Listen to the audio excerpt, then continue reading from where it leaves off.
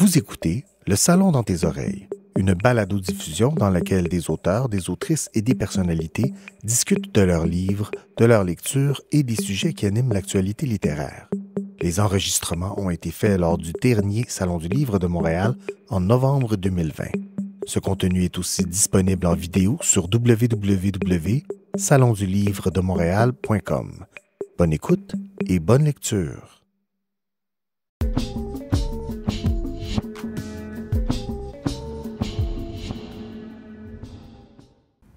Bonjour tout le monde, mon nom c'est Dominique et je suis l'auteur de la bande dessinée Les Timbrés. Et aujourd'hui, on va faire une activité qui tourne autour de mon dernier livre, Le Cadeau Mutant. Et dans Le Cadeau Mutant, Léo et Tia ont affronté des mutants. Et aujourd'hui, j'ai pensé que je te montrerais comment dessiner mes deux personnages, mais dans une version mutante. Donc, on va commencer par dessiner Léo. Et pour dessiner Léo, je commence toujours par faire ses cheveux. Parce que Léo a une coiffure assez spéciale. C'est comme une genre de coupe longueuil, gros en avant et gros en arrière. Donc, on commence par faire ses cheveux.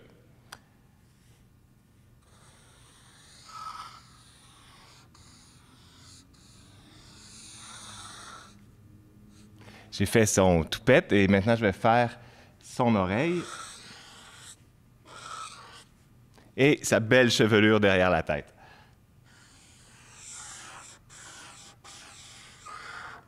Quand j'ai créé Léo, la première chose que j'ai voulu, c'était que ce soit un personnage qui soit facilement reconnaissable. Donc, je lui ai mis la coiffure la plus ridicule que je connaissais. Et pour qu'on puisse le reconnaître, même si c'est un mutant, on va garder ses mêmes cheveux. Et pour faire un bon mutant, ça va lui prendre un nombre de yeux extraordinaire. Donc, je pensais lui en faire 3 pour commencer.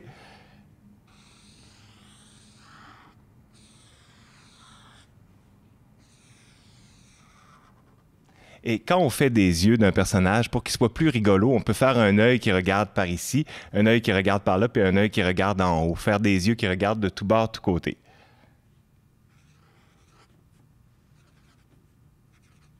Et pour qu'il ait l'air un peu fatigué, je vais lui faire des cernes.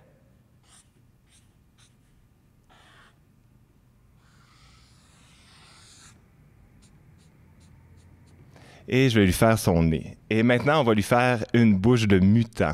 Et donc, si tu fais ton dessin, si tu suis mon dessin étape par étape, tu peux choisir de lui faire une bouche de la façon dont tu veux. Mais étant donné que Léo porte des broches, j'ai pensé lui faire une seule grosse dent avec beaucoup de broches autour.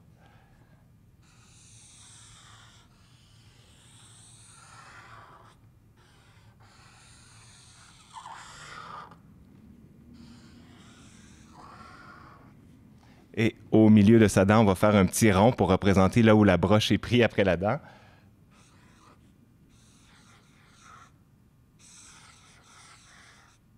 Et vu que c'est un mutant, je vais lui faire 2 langues.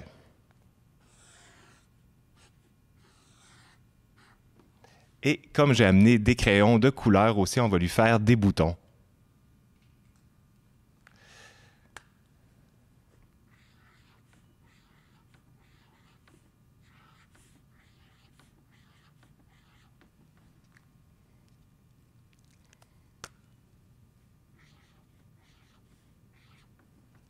Bon, et maintenant, on va faire son corps.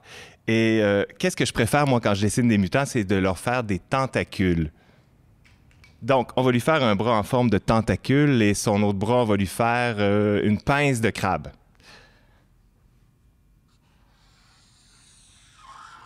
Je vais commencer par dessiner son chandail. Léo, il y a un chandail du Canadien, mais il n'y a pas le logo du Canadien en avant. Donc, si tu veux le faire en couleur, c'est toujours en rouge, en blanc et en bleu.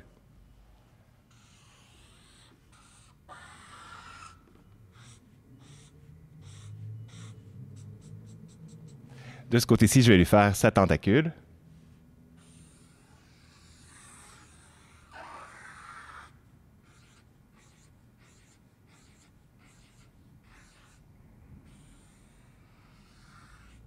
Et de l'autre côté, je vais lui faire sa pince de crabe.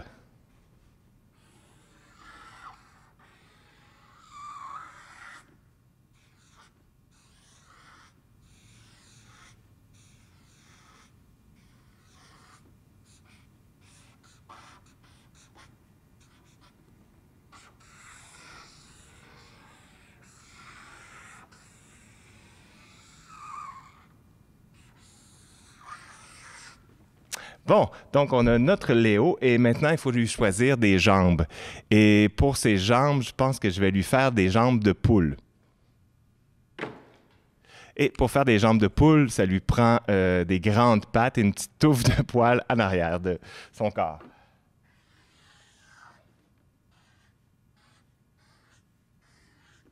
Et je vais lui faire ses pattes. Et aussi, à côté de lui, je vais dessiner un œuf. Et dans l'œuf, je vais essayer de penser à un personnage drôle que Léo pourrait avoir pondu.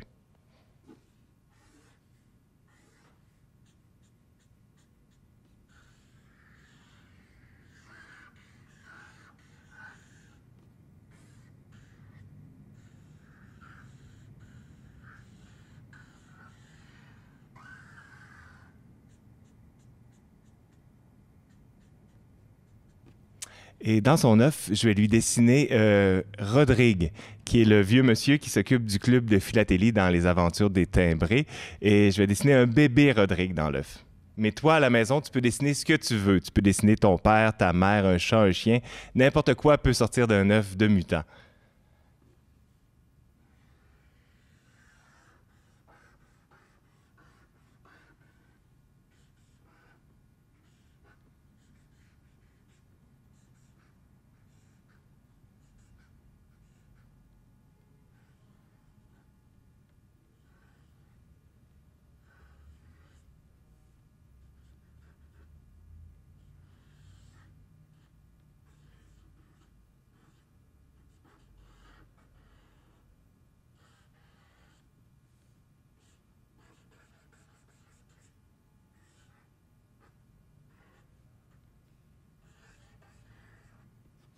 Et notre mutant, je vais le faire dire quelque chose. Pour lui faire un phylactère, c'est une bulle en bande dessinée, je vais lui faire un phylactère qui est un peu tout croche, étant donné que c'est un mutant qui marmonne. Et pour le texte, je vais lui mettre plein de lettres qui signifient rien vraiment, mais si on les prononce une après l'autre, ça va faire un effet sonore intéressant.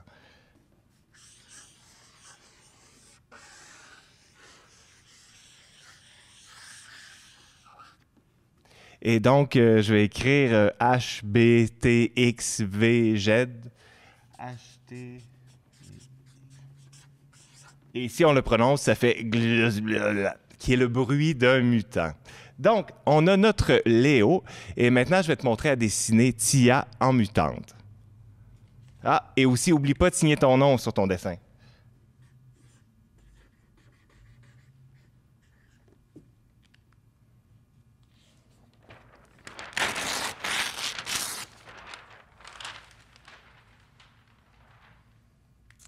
Et pour dessiner Tia, on va commencer comme Léo par ses cheveux.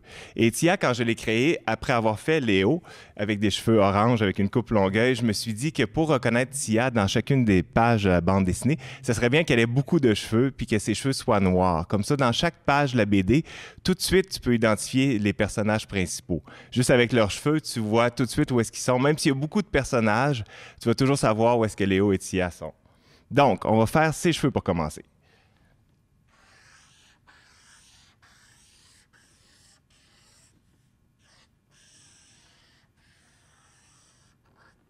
Et au lieu de dessiner ses cheveux au complet tout en noir, je vais seulement mettre des petites lignes, puis ça va donner l'impression qu'elle a les cheveux noirs et je n'userai pas mon crayon tout au complet.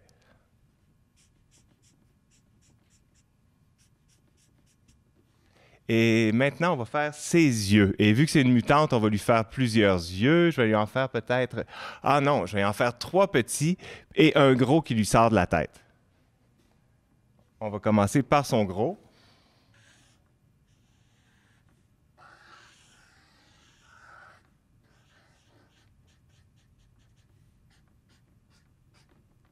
Et on va lui rajouter ses petits yeux.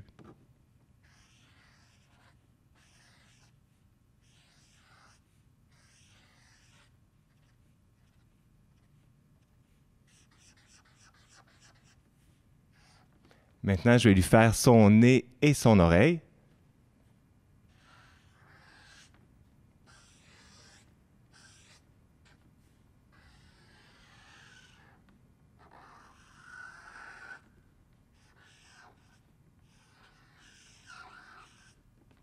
Et pour sa bouche, je vais lui faire une langue fourchue.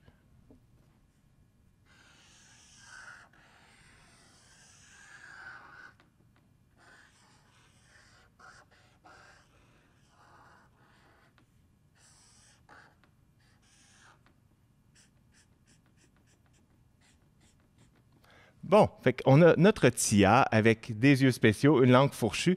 Et maintenant, pour ses jambes et ses mains, je vais lui faire une main énorme pour commencer. Une main énorme et poilue.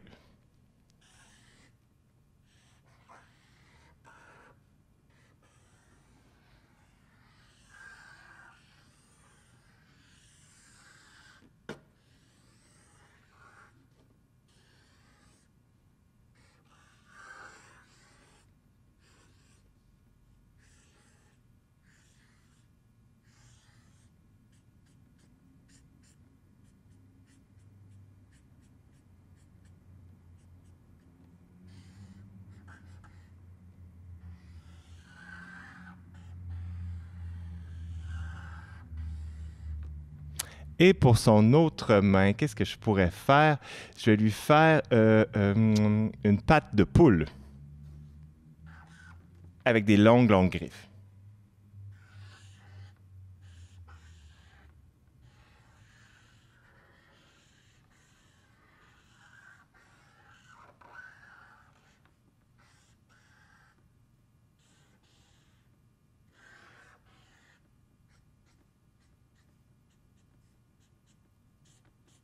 Et je vais lui faire une bulle de dialogue aussi pour qu'elle puisse s'exprimer.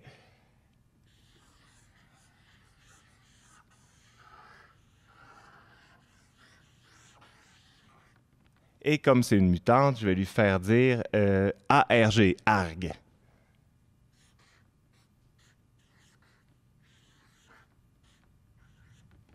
Et maintenant, pour ses jambes, on va lui faire des jambes de sirène, une queue de poisson.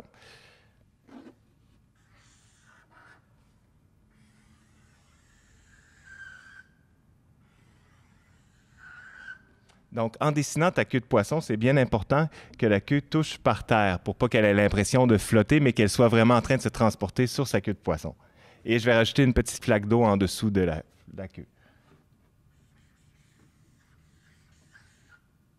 Et même si ça n'a pas de nombril, je vais lui faire 3 nombrils.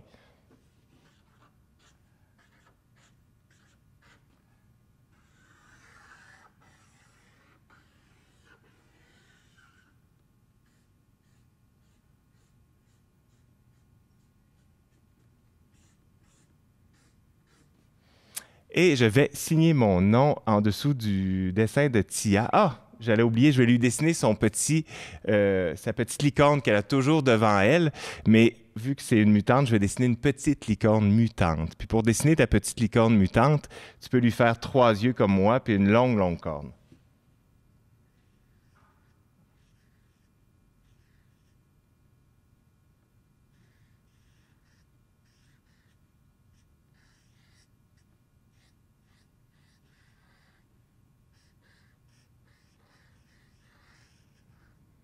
Et voilà, c'est comme ça qu'on dessine un personnage mutant. Et maintenant, je vais te montrer un jeu que j'ai inventé avec mes enfants et qui va te permettre de créer des mutants avec tes amis ou ta famille.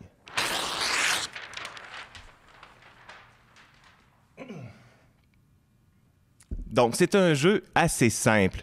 La façon dont ça fonctionne, c'est que tu te mets en gang, 2 ou 3 personnes, puis tu prends des cartons et sur ces cartons-là, tu écris toutes sortes de choses qui te font penser à des mutants, des trucs un peu dégueux qui te font penser à des mutants. Comme ici, j'ai des pieds palmés, une trompe d'éléphant, des mains-pieds inversés, une queue de poisson, une longue moustache. Ça, c'est des suggestions que ma fille me fait avant l'activité et que je lis pour la première fois. Un squelette, un long cou, des vers de terre, 6 oreilles. Donc, tu comprends le principe, tu écris toutes sortes de niaiseries sur des cartons. Et après, tu te mets en équipe et tu piges 4 de ces cartons-là. Et avec ce qui est écrit comme niaiserie sur les cartons, tu vas pouvoir faire ton illustration. Donc, moi, au hasard, je vais piger 4 petits mots que ma fille a écrits. Et avec ces 4 informations-là, je vais créer un mutant original. Donc, voyons voir ce que j'ai. J'ai pigé un pied géant, une longue moustache, 4 yeux, et aussi des ailes de chauve-souris. Donc, moi, je vais te dessiner un mutant en utilisant ces 4 éléments-là. Tu peux le faire comme moi à la maison ou tu peux, avec tes amis et tes parents, inventer un jeu comme je viens de faire et créer des mutants qui sont encore plus dégueux. Donc, j'ai besoin d'une longue moustache, de pieds géants et des ailes de chauve-souris. On va commencer par faire les yeux. Donc, si tu veux faire des beaux yeux de mutant, l'important, c'est de faire des yeux qui regardent dans toutes les directions puis des yeux qui sont un peu dégoûtants. Donc, je vais faire 3 yeux normaux et un œil qui est exorbité, qui est sorti de son orbite. Tu vas voir.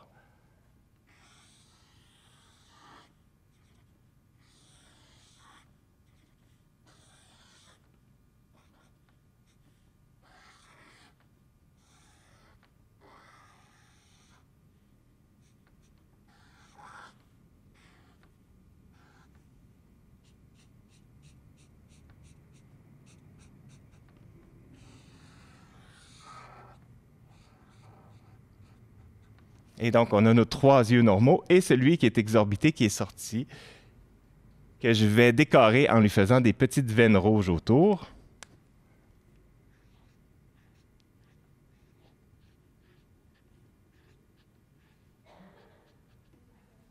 Et en lui faisant couler une larme aussi, pour être plus chou. Donc, maintenant, on va lui faire des cheveux. Et pour lui faire des beaux cheveux de mutant, qu'est-ce que je pourrais lui faire? Je vais lui faire un seul très long cheveu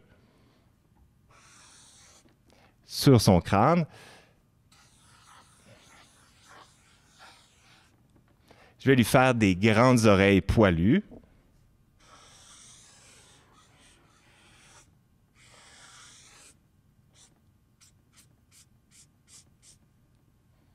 Et comme nez, je vais lui faire un nez en forme de tentacule.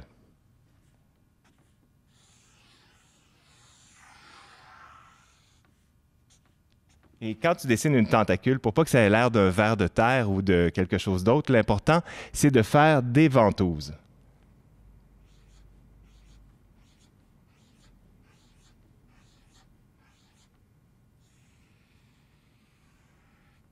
Et qu'est-ce que j'avais déjà? Ah, j'avais une grosse moustache. Donc, maintenant qu'il est un peu horrible, on va le rendre beaucoup plus horrible encore en lui faisant la plus grosse moustache que j'ai jamais dessinée de toute ma vie.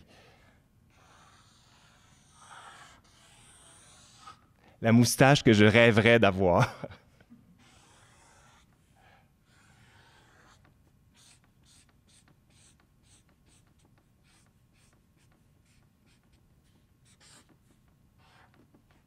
Donc, 4 yeux, ça c'est fait. La moustache, c'est fait aussi. Ça va nous prendre des ailes de chauve-souris et des pieds géants.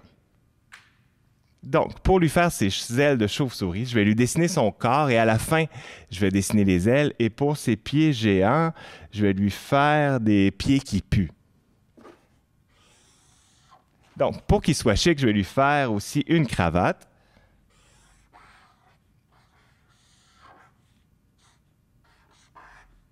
Comme si c'était un monsieur sérieux qui s'est transformé en mutant.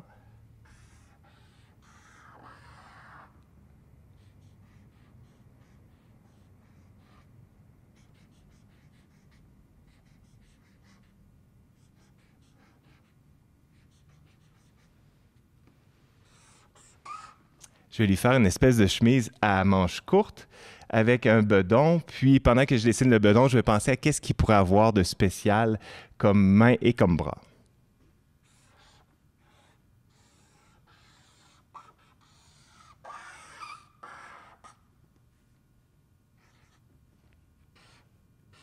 Donc, je vais lui faire de ce côté-ci une main de bébé.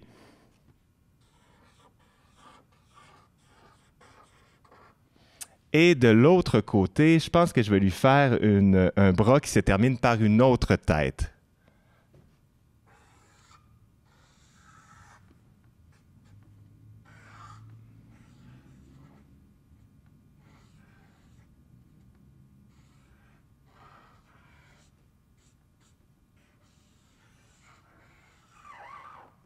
Et pour que ça soit épeurant, je vais faire des dents pointues à ma nouvelle tête et je vais lui mettre des petits cheveux piquants.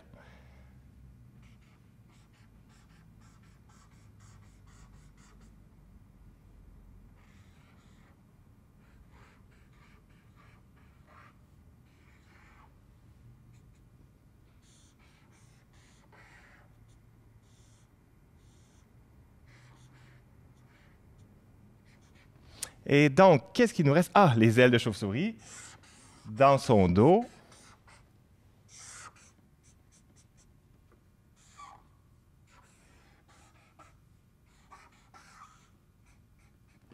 Et aussi, il nous reste les pieds géants. Je vais lui faire un premier pied sans soulier, puis l'autre pied, je vais lui mettre un soulier à talons hauts peut-être. Et pour que ce soit plus drôle, je vais le faire en bobette.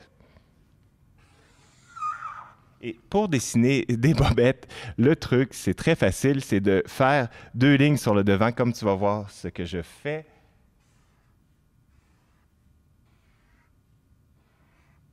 Et de cette façon, n'importe quel pantalon va avoir l'air d'une paire de bobettes s'il y a ces 2 lignes-là en avant.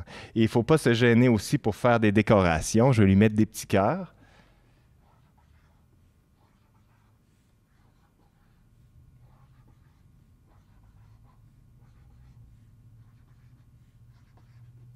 Et maintenant, je vais faire ses pieds.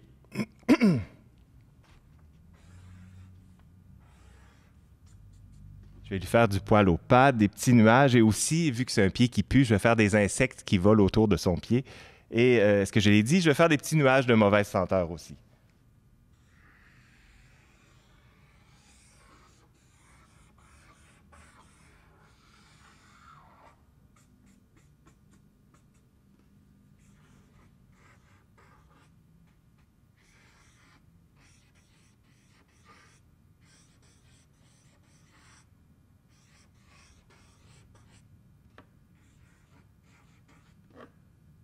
Et entre ses orteils, je vais lui faire un ver de terre.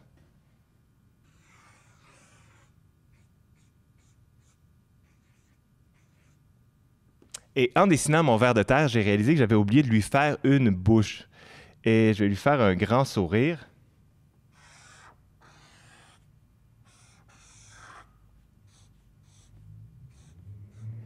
Avec des dents. Et donc, on a un grand pied et son autre grand pied. Oui, j'ai dit que j'allais lui faire un soulier à talons hauts. Parce que c'est rigolo.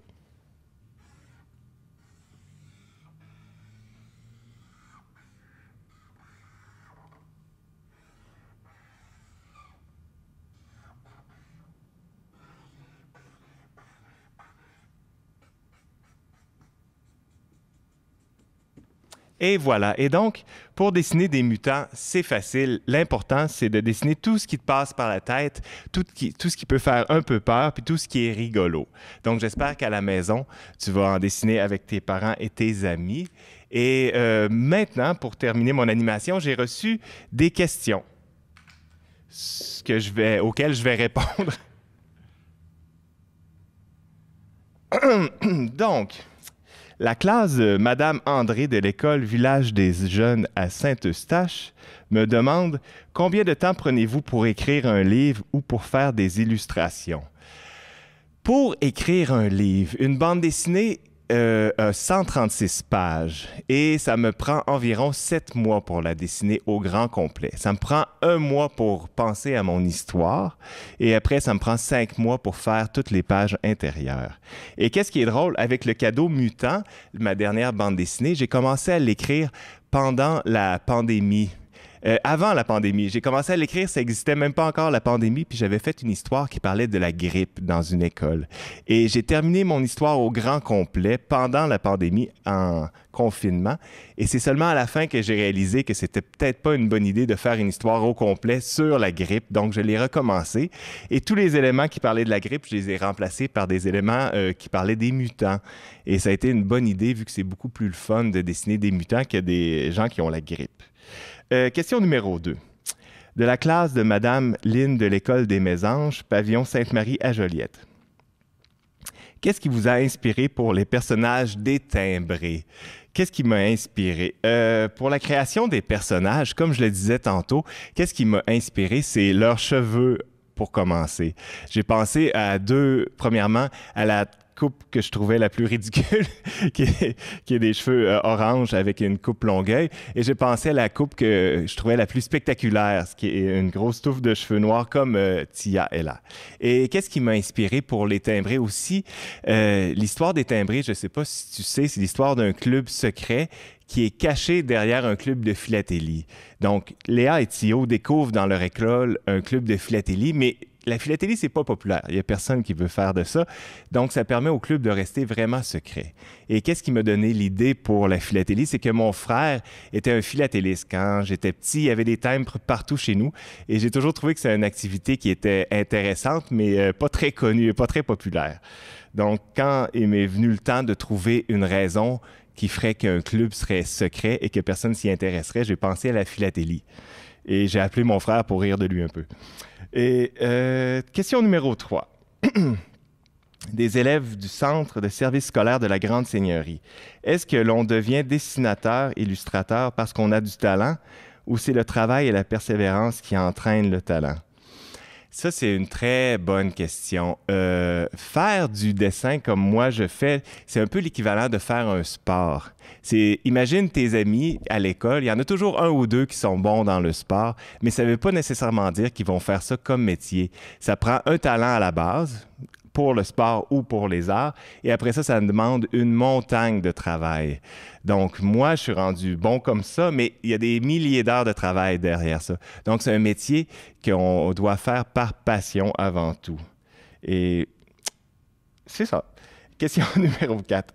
Lorsque vous commencez un nouveau livre, comment organisez-vous vos idées? Quand je commence un nouveau livre, je vais en commencer un dans une semaine environ. J'ai terminé le 4e tome et maintenant, mes personnages sont rendus dans un endroit, ils sont pris, il y a plein de suspense, je ne sais pas comment ils vont s'en sortir. Et quand je dis que je ne le sais pas, je ne le sais vraiment pas. Donc, qu'est-ce que je vais faire pour écrire mon histoire? C'est que je vais prendre une feuille de papier, puis je vais marquer plein de possibilités dessus et je vais choisir les meilleures. Je vais y penser pendant à peu près un mois de temps. C'est le temps que ça me prend pour écrire mon histoire. Et pour que mes idées soient bien organisées, chez moi, j'ai un atelier au sous-sol et chaque fois que j'ai une idée, je l'écris sur un papier puis je la mets au mur. Je ne sais pas si tu as déjà vu ça, des films policiers, ils font une enquête puis au mur, il y a plein de papiers puis de trucs comme ça. C'est comme ça chez nous, sauf que je ne poursuis pas un meurtrier, je poursuis une bonne idée. Donc, une fois que je vais avoir trouvé mon idée, là, je vais faire mon scénario au grand complet. Puis, c'est le moment que je préfère dans mon histoire, faire mon scénario. Et ben, ça répond à toutes les questions. Merci beaucoup d'avoir écouté mon vidéo. J'espère que tu vas dessiner des niaiseries chez toi. Puis à bientôt. Bye.